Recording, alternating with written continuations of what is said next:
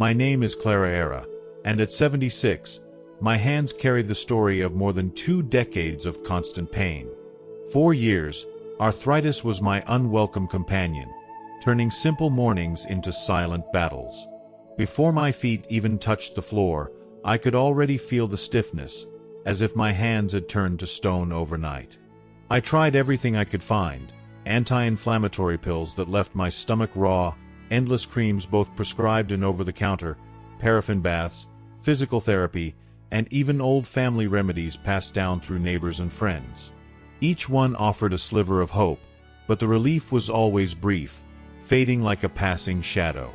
Slowly, I grew used to the idea that this was simply my life now. Pain woven into every button I struggled to close, every meal I tried to cook, every letter I attempted to write. It wasn't just the ache in my joints, it was the loss of independence, the quiet shame of asking for help with the smallest of tasks. And then, by pure chance, a neighbor shared something unexpected: a small bottle of natural oil. I didn't believe it at first. But little did I know that moment would change everything. Arthritis in the hands is not just a word doctors write down on paper or a diagnosis they deliver in a quiet voice. It is something you live with every single day, something that slowly reshapes the way you move, the way you think, and even the way you see yourself. For me, it began so subtly that at first I brushed it off. I remember waking one morning and noticing a slight tingling in my fingers, almost like they had fallen asleep during the night. I thought maybe I had just slept in an odd position. But the next day, it returned, and soon it became a routine visitor. That tingling, so harmless in the beginning, was the opening note of a long, painful song that would play in my life for years.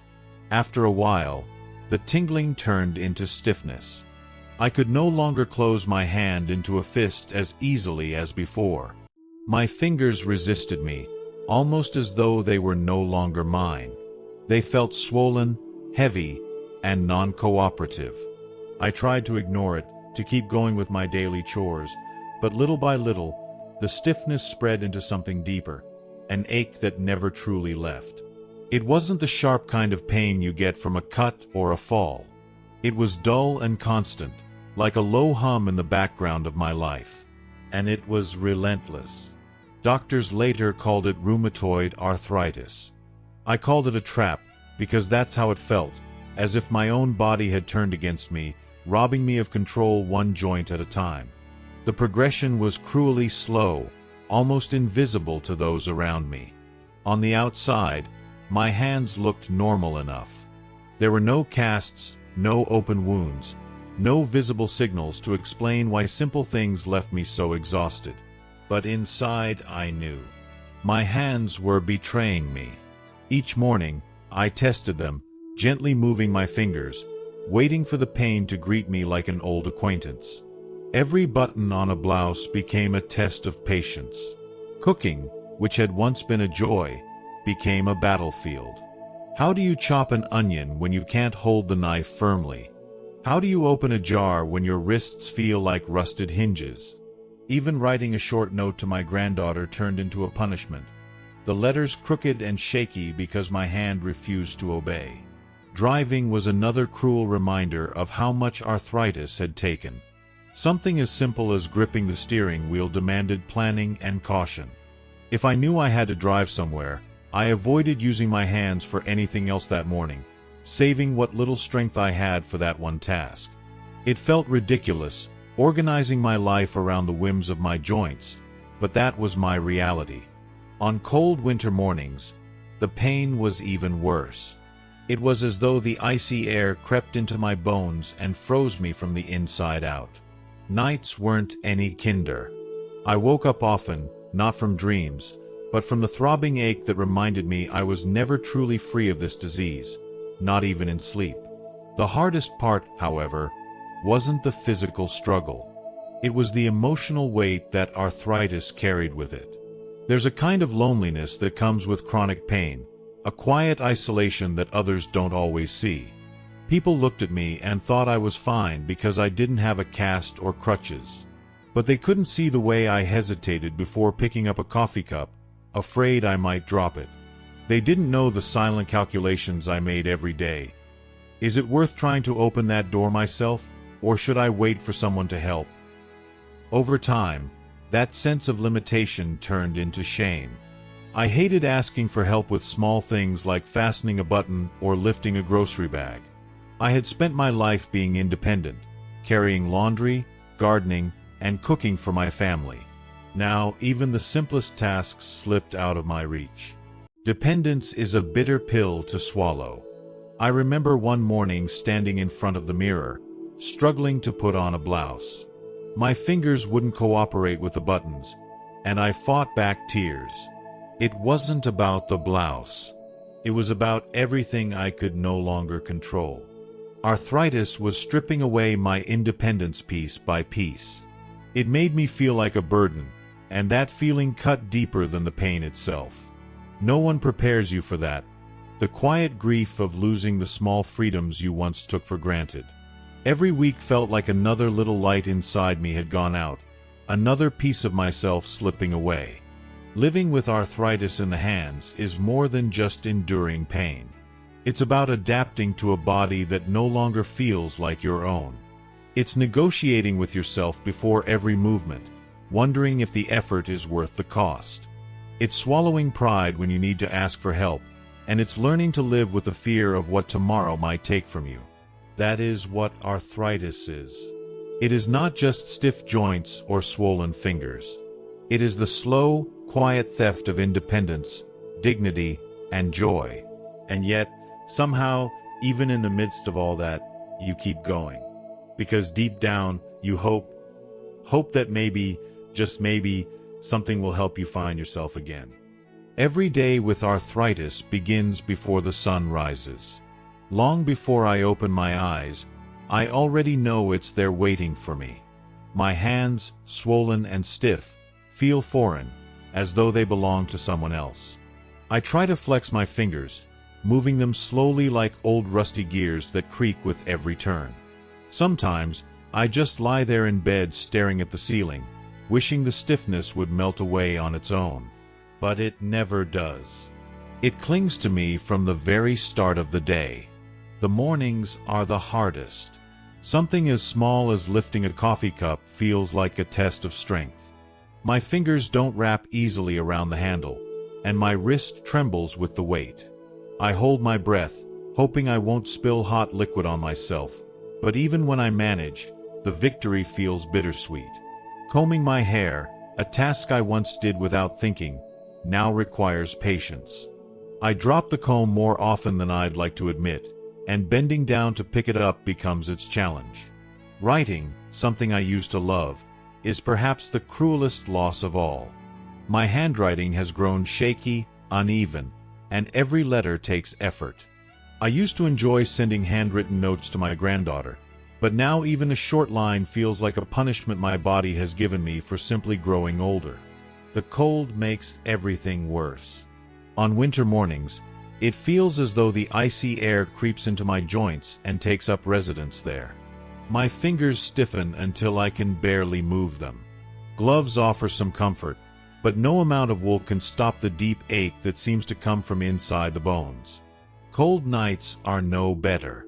Sometimes I lie awake, not because my mind is restless, but because every small movement of my hands sends a dull throb up my arms. Sleep becomes another battle lost to arthritis, leaving me exhausted before the day even begins. Even simple household chores become insurmountable obstacles. Opening jars feels like wrestling with a locked door. Holding a knife to chop vegetables is nerve-wracking because I never know if my grip will betray me halfway through. I've spilled more than one pot of soup because my hands refuse to cooperate when lifting it from the stove. At the grocery store, I avoid heavy bags, relying on others to carry them inside for me. It's humiliating to ask for help with tasks I once handled so confidently.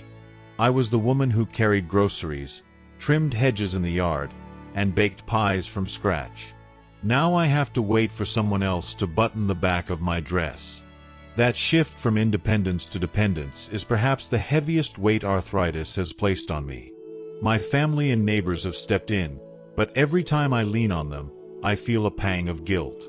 My daughter helps me open jars or carry laundry baskets. My neighbor reaches high shelves for me or brings my medications from the pharmacy. Their kindness is genuine, but in my heart, I feel the sting of being a burden.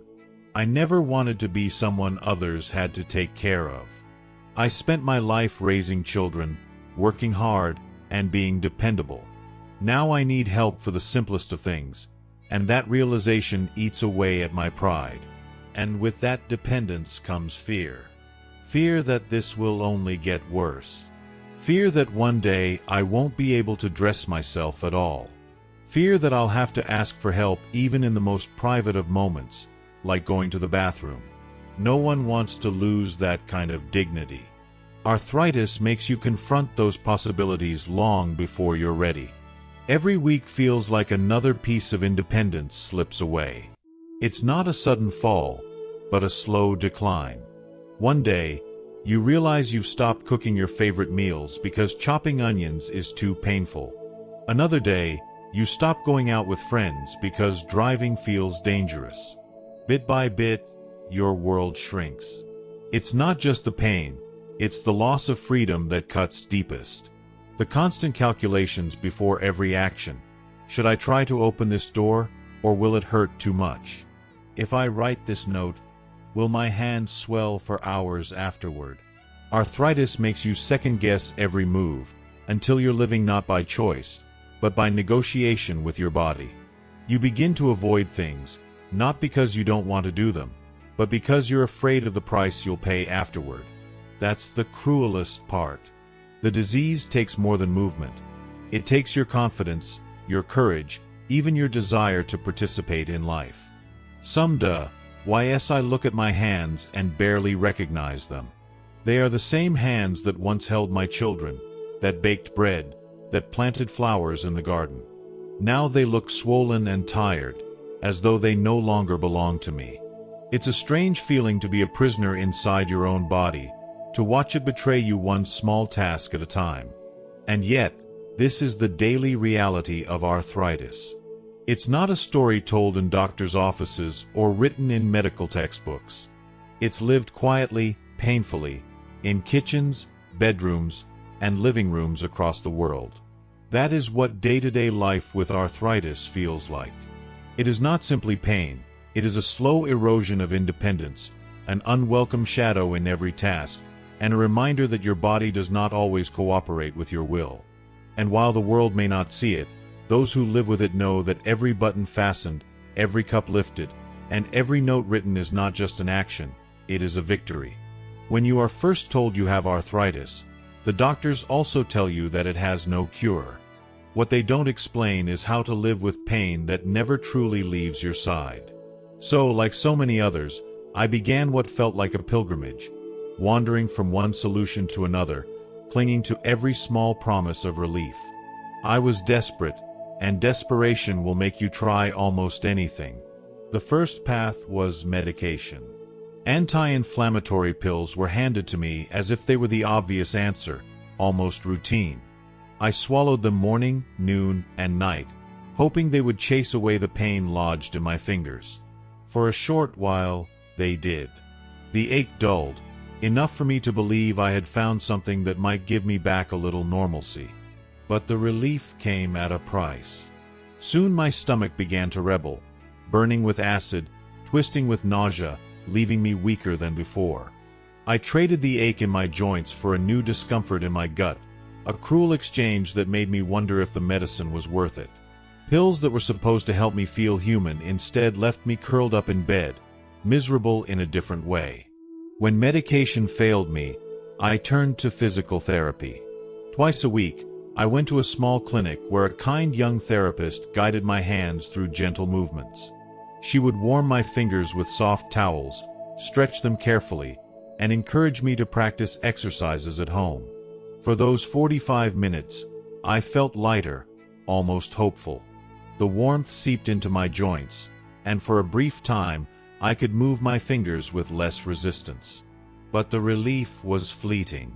2 days without therapy, and the stiffness returned as though nothing had changed. Worse yet, Getting to those sessions was a challenge in itself. Driving there, enduring the discomfort of movement, paying the growing bills. Eventually, the cost, both physical and financial, outweighed the temporary comfort. I stopped going, not because it didn't help at all, but because it never lasted. That's when I turned to home remedies, the kind neighbors whisper about and magazines swear by. I rubbed alcohol with rosemary into my knuckles, hoping the herbal scent and tingling warmth would quiet the pain. I tried hot compresses soaked in vinegar and coarse salt, wrapping my hands until they were red and raw. Friends suggested infusions of turmeric and ginger, so I brewed them faithfully, drinking cup after cup, imagining the golden liquid healing me from the inside. Some remedies gave me a brief sense of comfort, a momentary easing of the ache, but none ever lasted beyond an hour or two. Still, I clung to each one, telling myself that maybe the next recipe, the next trick, would finally be the one. It never was. If you are still watching this video and find these lessons useful, please comment 1 below to let me know that you are still here with me. Alongside those remedies came an avalanche of supplements. Glucosamine, collagen, omega-3 fish oil capsules. Bottles lined up on my kitchen counter like soldiers preparing for battle. Each promised support for joints. Each suggested that with enough consistency, I might feel stronger. I swallowed them day after day, sometimes so many that I joked I was more pharmacy than person. And yet, every morning, the pain was still waiting for me. The supplements emptied my wallet faster than they eased my arthritis. Hope turned into routine, and routine turned into disappointment.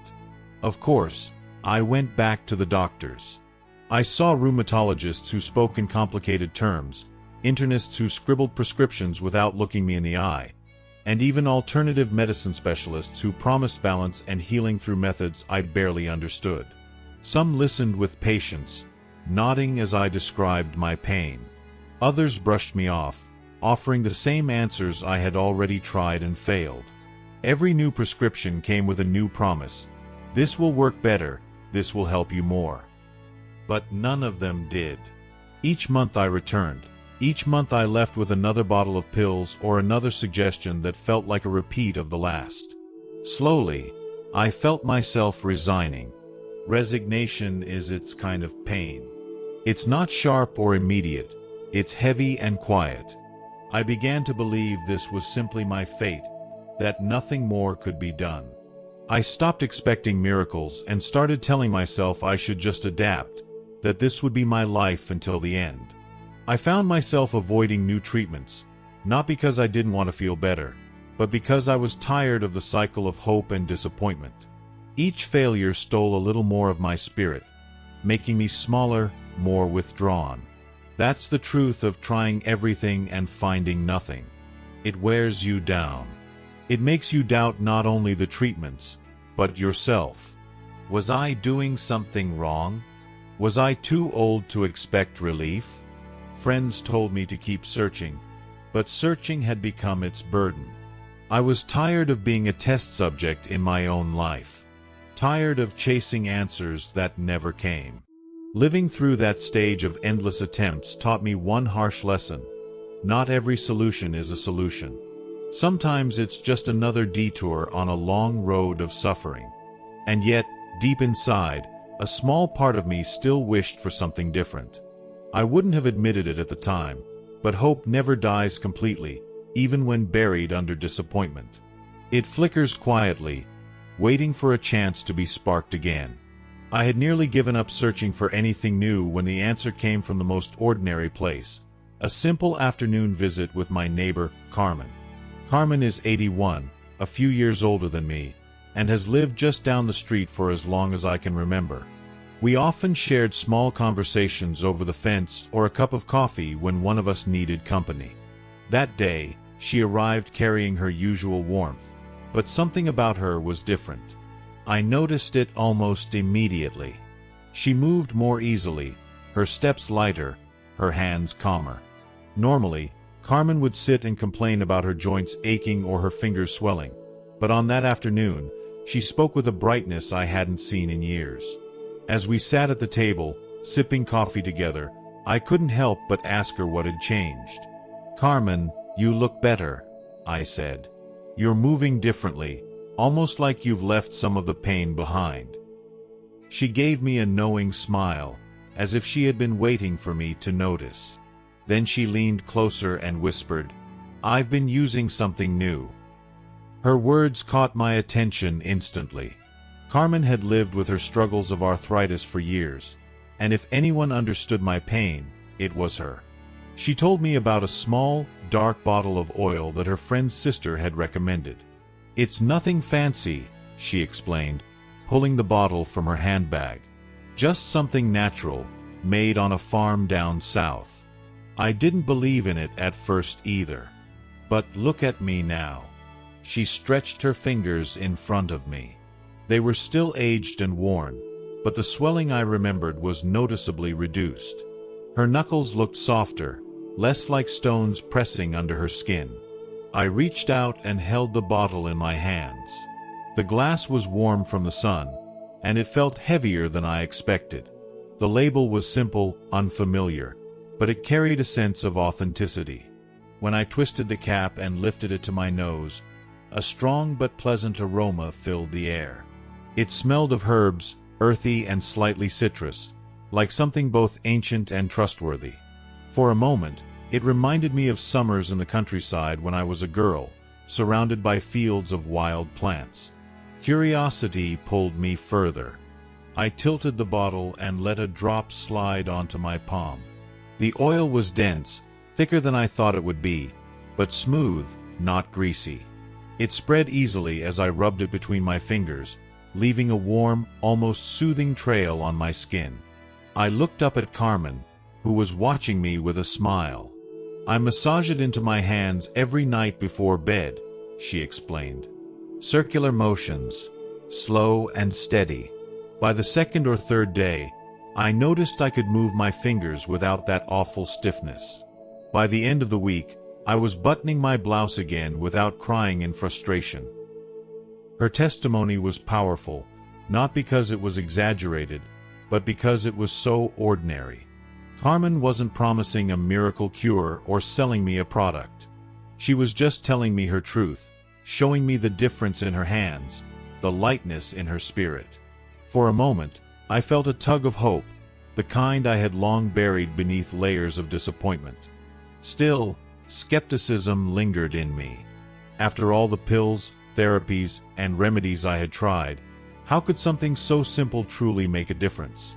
I had been tricked by temporary relief too many times before. I wanted to believe Carmen, but my mind resisted.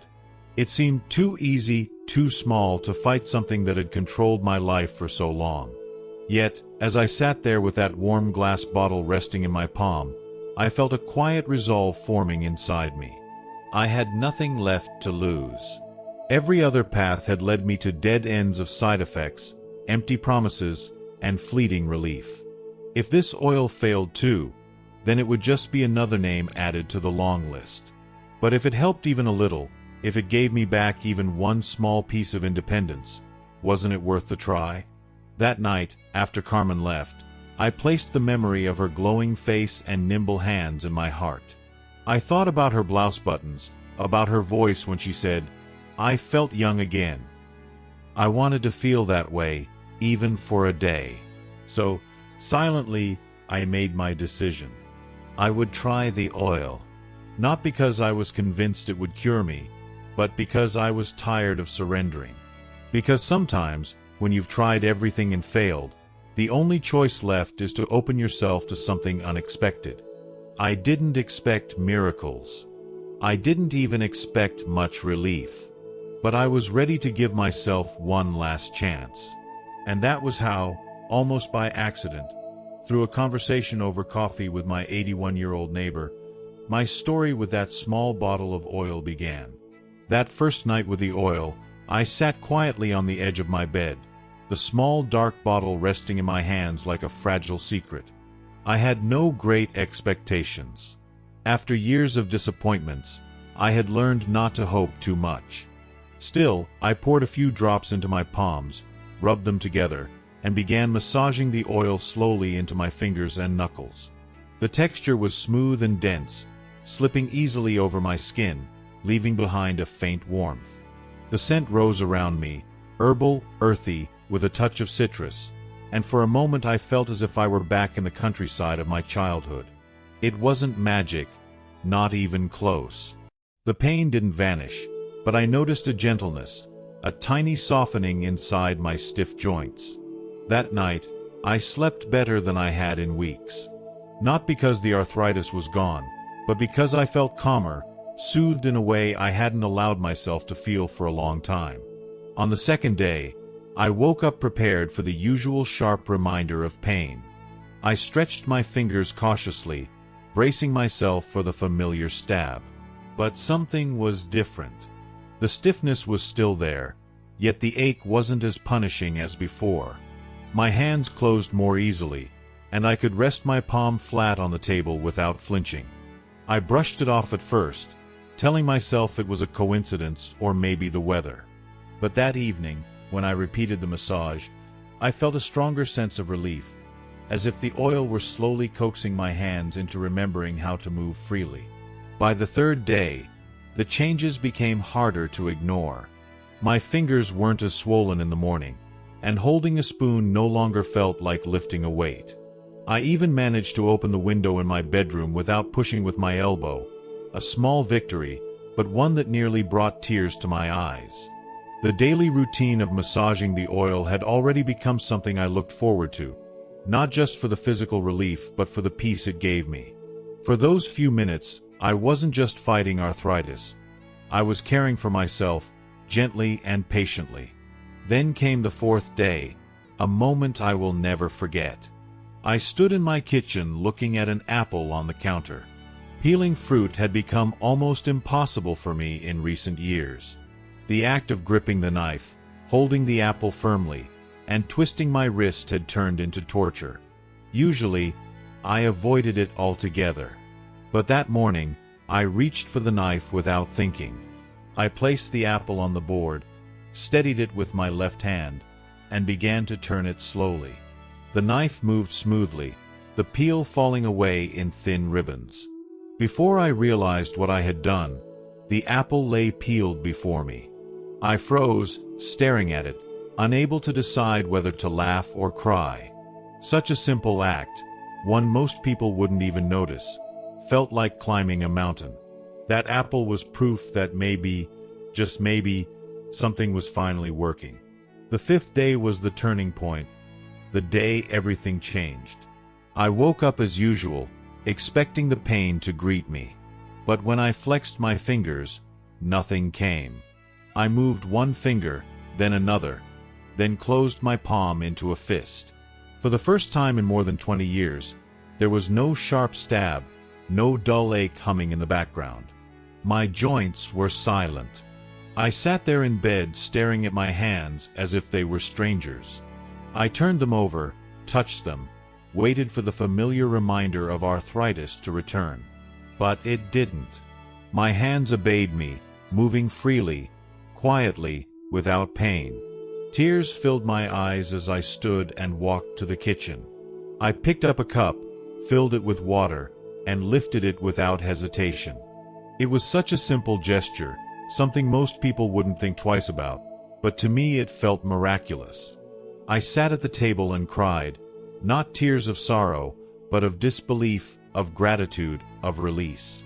It was as if an invisible weight I had carried for decades had suddenly been lifted from my shoulders. The absence of pain was almost louder than the pain itself had ever been. That morning, I realized something profound. Relief doesn't always arrive in the form of pills, prescriptions, or complicated therapies. Sometimes it comes quietly, wrapped in the simplest of things. For me, it was a small bottle of oil, shared by a kind neighbor, that gave me back not only the use of my hands but also the hope I thought I had lost forever. In just 5 days, I went from resignation to possibility. And in those moments of discovery, I remembered what it felt like to be myself again. After those first 5 days, when I woke without pain for the first time in decades, I knew I needed to understand what was happening. It couldn't just be a coincidence, I told myself. Something inside that little bottle was making a difference, and I wanted to know why.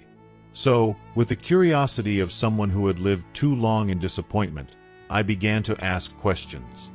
I read labels, searched through old books, and even asked my daughter, who has always been fascinated by natural remedies. What I discovered was that the oil wasn't a single magical ingredient, but rather a careful blend of plants that had been trusted for centuries. Each part had its role, like instruments in an orchestra, working together to create harmony where once there was only pain. The foundation of the blend was hemp oil. For years, I had only heard of hemp in passing, often misunderstood or surrounded by controversy. But the truth is, hemp oil is rich in omega-3 and omega-6 fatty acids, nutrients our bodies desperately need but rarely get enough of. These fatty acids are known for their anti-inflammatory properties, helping to calm irritated tissues deep beneath the skin. Unlike heavy creams that sit on the surface, hemp oil absorbs quickly and penetrates the joints, soothing them from within. When I learned this, it suddenly made sense why my hands had started to feel lighter, less swollen. Hemp oil wasn't numbing the pain like a pill. It was addressing the inflammation that had been fueling it for years. But hemp oil wasn't the only hero in that little bottle. There was also arnica, a bright yellow flower that grows in mountain regions. Generations before us already knew its value, using it to ease bruises, sprains, and aching muscles. I remembered my grandmother once rubbing arnica salve on her knees after long days of work, and now I understood why. Arnica has the remarkable ability to reduce swelling and stiffness, improving circulation in the tiny blood vessels beneath the skin. When applied to sore hands, it works like a gentle wave, carrying away the heaviness and restoring flexibility. Looking back, I realized how much less swollen my knuckles had appeared after a few days, and it made me smile to think a humble flower could bring such relief. If you are still watching this video and find these lessons useful, please comment 1 below to let me know that you are still here with me. Then there was ginger, a spice I had always known for its warmth in cooking but had never imagined as medicine for my hands. In the oil, ginger brought with it a gentle, steady heat. Not burning, not overwhelming, but comforting, like holding a warm cup of tea on a winter's day. This warmth wasn't just pleasant. It helped to improve circulation, relax tight muscles, and ease the deep ache of arthritis. I began to understand why, during those massages, my fingers seemed to loosen and respond as though they were waking from a long sleep. Ginger had been quietly working to melt the stiffness away. The blend also contained lavender, which I had always loved for its fragrance. To me, lavender was the smell of calm evenings and quiet gardens, a perfume that carried peace in its purple blossoms. But in the oil, lavender played a deeper role. It didn't just soothe the skin, it reached the spirit.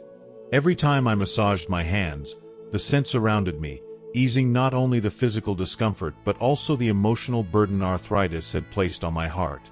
Lavender reminded me to breathe, to let go of frustration, to feel comforted. In those moments, the relief was complete, not just for my joints, but for my soul. Beyond these main ingredients, I learned there were supporting players, each adding its strength. Turmeric, with its golden color, has long been recognized for its powerful anti-inflammatory properties. Many people take it in capsules or teas, but in the oil, it worked directly where I needed it most, calming the angry tissues inside my joints. Rosemary, another kitchen herb I had once sprinkled on roasted potatoes, surprised me with its ability to stimulate circulation, helping the body carry away stiffness and fatigue. And then there was clove, with its strong aroma and numbing effect, long used by dentists to ease toothaches. In the oil, clove brought an added layer of relief, quieting the raw sensitivity in my hands. What struck me most as I learned about each ingredient was that none of them were discoveries. These plants had been used by people for centuries, passed down through traditions and stories long before doctors prescribed pills in white bottles. Nature had always offered these gifts, but I had overlooked them in my search for something complicated, something modern. Yet here they were, simple and accessible, blending in harmony to give me back what I thought I had lost. The more I read, the more I realized it wasn't about chasing a miracle. It was about consistency, about trusting that small, steady acts of care could add up to something remarkable. Hemp oil, arnica, ginger, lavender, turmeric, rosemary, clove, each one alone might offer a little comfort, but together they created a symphony of healing. And in that symphony, I found my hands again. Even now, when I open the bottle and breathe in its herbal fragrance, I feel gratitude. Gratitude for Carmen, who shared it with me. Gratitude for nature, which continues to surprise us with its wisdom. And gratitude for the chance to live my days not ruled by pain, but touched by hope. I have always believed that if something seems too simple, it probably won't work. That's why, when I first began using the oil, I assumed it was just another temporary distraction, one more remedy on a long list that would end in disappointment. But after the pain began to ease, my curiosity grew. What was actually inside that little bottle? Why did it succeed where so many other treatments had failed me? The answer surprised me. Not because they were mysterious or exotic, but because they were simple, natural, and deeply rooted in the wisdom of generations before us. The foundation of the oil was hemp oil.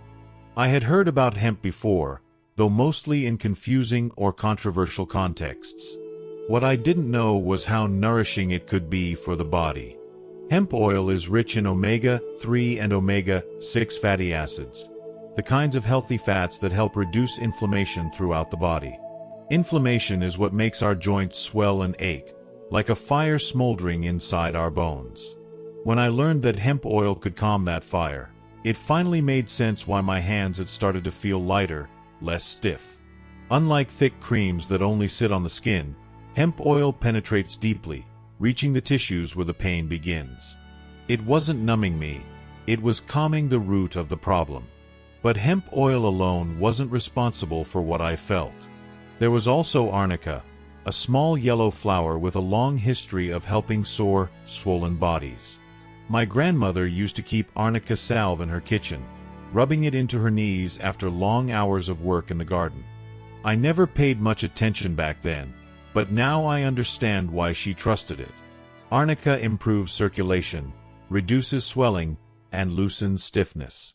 When I thought about how much easier it was to bend my fingers after just a few days of using the oil, I realized arnica had been quietly working in the background, gently restoring movement where arthritis had stolen it. Then there was ginger, an ingredient I had always associated with cookies or tea, never with aching joints. In the oil, ginger provides a subtle, comforting warmth. It's not the burning kind of heat that makes you uncomfortable, but a steady, soothing glow, like wrapping your hands in a cozy blanket fresh from the dryer. That warmth relaxes tight muscles and encourages blood to flow, carrying away stiffness and bringing nourishment where it's needed. I began to notice that during my nightly massages, my hands loosened as though they were breathing again, and ginger was a big part of that. Of course, I cannot forget lavender. For me, lavender has always been a favorite scent, a reminder of calm evenings and quiet gardens. In the oil, its fragrance rose with every massage, filling the room with peace. But lavender did more than just smell nice. It eased my spirit. Living with arthritis isn't only about physical pain. It's also about the constant emotional burden, the frustration, the sense of being trapped. Lavender softened that weight. It reminded me to breathe, to release my worries, and to allow myself to feel cared for. Relief, I realized, is not just about joints, it's about the whole person, body and mind. The blend also included supporting ingredients, each playing its own small but meaningful part. Turmeric, the golden spice I had once sprinkled on food without much thought, turned out to be a powerhouse. For centuries, it has been used as one of nature's most effective anti-inflammatories. Applied directly, it soothed the angry tissues in my fingers, calming the constant irritation. Rosemary, another kitchen herb I knew only for its flavor, brought with it the ability to stimulate circulation, helping my tired hands feel alive again. And then there was clove, with its strong scent and numbing effect. I remembered my mother using clove oil for toothaches, and now I understood how that same quality could quiet the raw sensitivity in my joints. What amazed me most was that none of these ingredients were discoveries. They weren't hidden in expensive laboratories or locked away in complicated medical jargon. They had been here all along, growing in fields and gardens, passed down through families, used quietly by people long before modern medicine came along. Nature had offered these gifts for centuries, but in my search for something modern, I had overlooked them. And yet, when blended carefully, they created a kind of harmony, a symphony of healing that finally gave me the relief I thought I would never find. Learning about each ingredient gave me something more than just knowledge. It gave me trust. I realized this oil wasn't about promising miracles or quick fixes. It was about steady, gentle support, about reminding the body how to calm itself, how to heal in small but powerful ways. Hemp oil reduced the inflammation, arnica eased the swelling, ginger brought warmth, lavender soothed my spirit, turmeric and rosemary added strength, and clove silenced the sharp edges of pain. Together, they didn't just mask my symptoms. They helped me live again. Even now, when I open the bottle and the scent fills the air, I feel gratitude. Gratitude for Carmen, who shared it with me. Gratitude for the plants that grew quietly in the earth, holding their healing properties for those willing to try. And gratitude for the reminder that sometimes the answers we are searching for are not complicated or out of reach. They are simple, natural, and waiting to be rediscovered. When I first discovered that the oil truly worked, I quickly realized that it wasn't enough to simply dab it on my skin now and then. Relief didn't come from rushing or using it once in a while. It came from turning the oil into a ritual, a gentle act of care that I practiced every single day. Over time, I discovered a routine that made all the difference, one that not only calmed the pain but also gave me back a sense of control over my body. I began applying the oil twice a day, once in the morning and once at night. Morning applications prepared me for the day ahead, loosening the stiffness that usually made simple tasks feel impossible. Nighttime applications helped me rest, sending me to bed with a sense of calm and comfort. It didn't take much. A few drops, just enough to cover both hands, were all I needed. The bottle, surprisingly, lasted me weeks. What mattered most wasn't the amount, but the consistency. Like watering a plant, the benefits grew from small, steady care. The way I applied it mattered, too. I learned to take my time, massaging slowly, focusing on each part of my hands. I would begin with my palms, warming the oil between my hands before pressing gently in circular motions. Then I moved to my knuckles, one by one, rubbing carefully until the tension seemed to melt away. Finally, I gave attention to each finger, massaging from base to tip, as though reminding them they still belonged to me. It wasn't just about relief, it became a quiet, meditative moment, something I looked forward to each day. Those minutes of massage weren't wasted time. They were a gift I gave myself. I also discovered that heat made a big difference. After applying the oil, I often wrapped my hands in a warm towel, letting the heat sink in and help the oil absorb more deeply. On colder nights, I slipped on soft cotton gloves after massaging, trapping the warmth and holding it close to my skin. That combination, oil plus heat, was transformative. It didn't just soothe the joints. It gave me a feeling of relaxation that spread through my entire body. I sometimes fell asleep with the gloves on, and in the morning, my hands felt softer, looser, almost renewed. Before applying the oil, I found that doing a few gentle stretches made the process even more effective. Nothing strenuous, just opening and closing my hands slowly, circling my wrists, and stretching each finger one by one. It only took a few minutes, but it seemed to wake up my joints, preparing them to absorb the oil more fully. Over time, these little stretches became part of my daily rhythm, like brushing my teeth or making the bed. Small, simple movements that carried big rewards. Another lesson I learned was the importance of hydration. At first, I hadn't made the connection, but I soon noticed that when I drank enough water throughout the day, the results of the oil seemed to last longer. Staying hydrated helped my joints feel less inflamed, as though my whole body responded better to the treatment. It was a reminder that caring for arthritis isn't just about what you put on the outside, it's also about how you care for yourself from within. Drinking water became part of my oil routine, as essential as the massage itself. Even the way I stored the bottle turned into part of my practice. I kept it in a cool, dark place, tucked away in the drawer of my nightstand. That way, it was always nearby, ready for my morning and evening rituals. Seeing it there each day reminded me to take those moments for myself. It wasn't just a product on a shelf, it became a companion in my journey back to independence. As I settled into this routine, I realized something important. This wasn't only about arthritis. It was about reclaiming a sense of dignity and self-care. For years, my hands had felt like they belonged to the disease, not to me. Every time I massaged the oil into them, every time I wrapped them in warmth or stretched them gently, I was saying, "These hands are still mine." It gave me back not only movement but also pride. I began to share these little discoveries with friends, and many of them told me they felt the same. It wasn't magic, it was consistency, patience, and a willingness to treat ourselves with kindness. The oil worked best not as a miracle cure, but as part of a ritual, a daily promise to care for the body we live in. Looking back, I see that the true power of the oil wasn't just in its ingredients, though they were important. Its power was in teaching me to slow down, to honor my body, and to believe that small, steady actions could create real change. Twice a day, every day, I cared for my hands. And in return, they began to care for me again. As my own hands grew steadier and my mornings became freer of pain, something unexpected began to happen.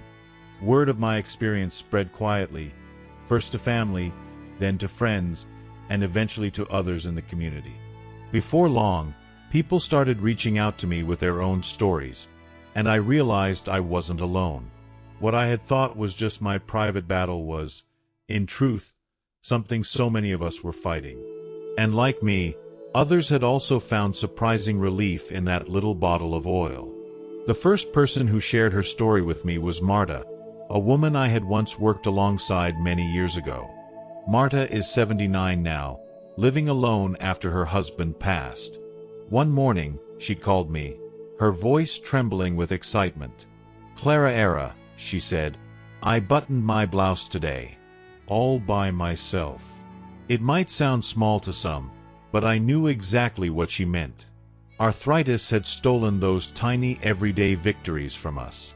For years, Marta's fingers had been so stiff that she needed help dressing, often asking her daughter to come by in the mornings.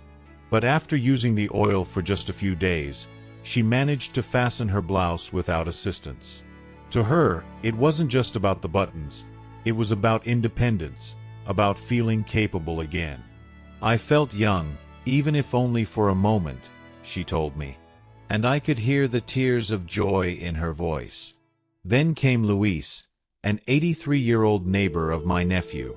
Luis had been a carpenter his entire life. His hands, once strong and skilled, had gradually deformed with osteoarthritis until even holding a tool became almost impossible. He wrote me a letter, the handwriting shaky but firm with determination.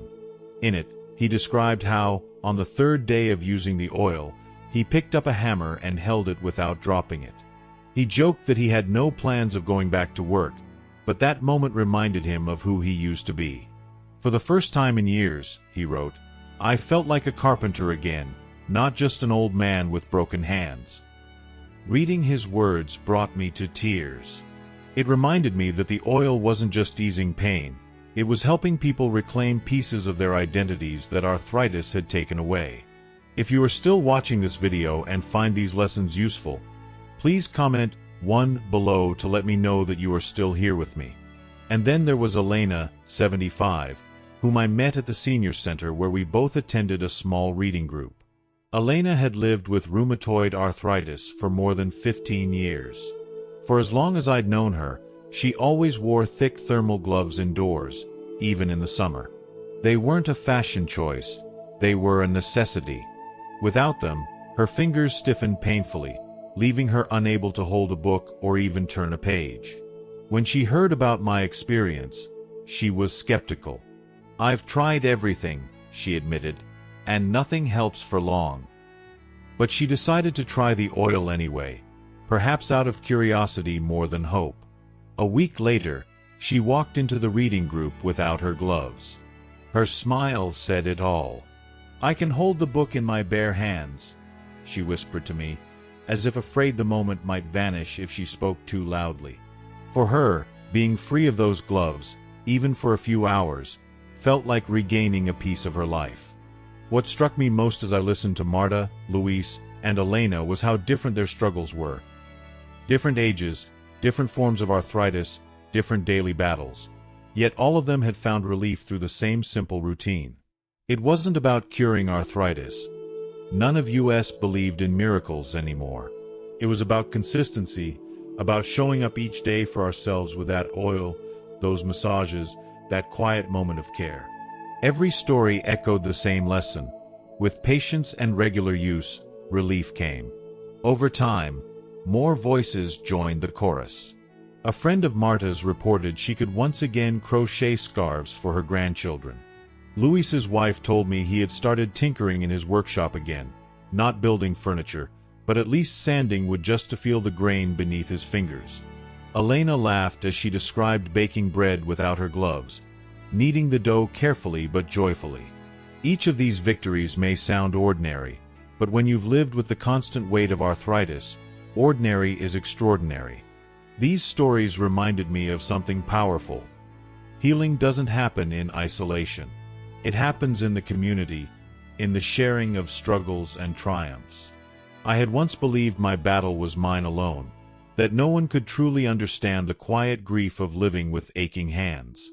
But now, every time I hear another person's story, I feel less alone. Together, we were weaving a tapestry of resilience, each thread stronger because it was bound with the others. And the pattern was always the same. Relief didn't come overnight. It didn't come from one hurried application or a single hopeful message. It came from repetition, from faithfulness, from the decision to keep going even when results seemed small. That was the common truth Marta, Luis, Elena, and I all discovered. Consistency brings relief. Today, when I think about those stories, I don't just remember the oil. I remember the light in Marta's voice, the pride in Luis's shaky handwriting, the joy in Elena's uncovered hands. They remind me that while arthritis may still live in our joints, it no longer defines who we are. With patience, with care, and with each other's encouragement, we've proven that even in the later chapters of life, hope still has room to grow. Looking back on this journey, I cannot say that the oil cured me. Arthritis is still part of my story, and I know it will always be there somewhere. But what I can say, with complete honesty, is that it no longer controls me. The mornings that once began with fear now begin with calm. I no longer dread the first movement of my fingers. I no longer live under the weight of helplessness. What this oil gave me was not a miracle. It was something far more precious. Control, hope, and the ability to live with dignity. The truth is, healing doesn't always mean erasing a disease. Sometimes it means finding ways to reclaim independence, one small step at a time. For me, it meant peeling an apple without pain, writing a note to my granddaughter with steady hands, or simply holding a cup of water without fear of dropping it. These small victories add up, and they remind us that even in the later years of life, there are still new chances to feel strong again. I share my story not to sell anything, but to remind you that it is never too late to try. Don't give up on yourself. Sometimes relief doesn't come from hospitals or pills. It comes from nature, from patience, and from believing you still deserve comfort. Now I would love to hear from you. Have you ever tried a natural remedy that surprised you? Share your story in the comments below. I read every word with care. If this journey touched you, please give this video a like, share it with someone who might need hope, and don't forget to subscribe to the channel. Together, we can build a community where no one has to face pain alone.